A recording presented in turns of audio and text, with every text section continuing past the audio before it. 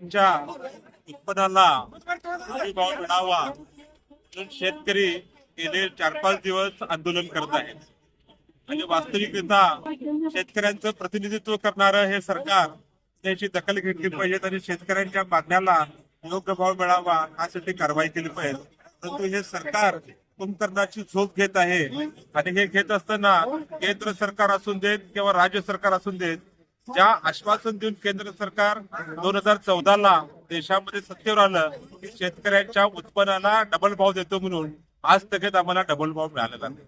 2012ला जर आपण बघितलं की उसाला 3,000 रुपये भाव होता आणि तोच भाव आज 3,000 रुपये आपल्याला मिळतोय. गेले 15 वर्षांमध्ये शेतकऱ्यांचा उत्पन्न काय वाढलेलं नाही आहे, परंतु शेतकऱ्यांचा जे उत्पादनाला वाढणारा जो खर्च आहे, आज आपण डीएपी घ्या किंवा खताचा भाव घ्या, खताचा भाव आज सर्वसाधारण 500 रुपयाचं पोतं हे सर्वसाधारण 1500 ते 1600 रुपये झालेलं आहे. असं होत असताना शेतकऱ्याला उत्पादन करणं हे अत्यंत कठीण परिस्थिती झालेली आहे. परंतु प्रजा उपाशी राहू नये म्हणून हा राजा शेतकरी स्वतःच्या पोटाला चिमटा काढून आज उत्पादन घेत आहे आणि लोकांचं पोट भरत आहे.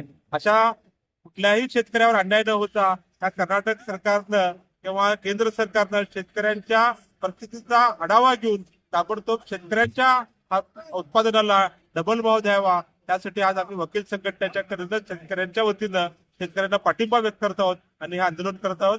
आणि ह्या आंदोलनात जर सरकारनं लक्ष दिलं नाही तर भविष्य काळामध्ये ह्याच्या काही आंदोलन करण्यात येईल एवढं सांगतोय. थांबतोय. जय जवान जय किसान.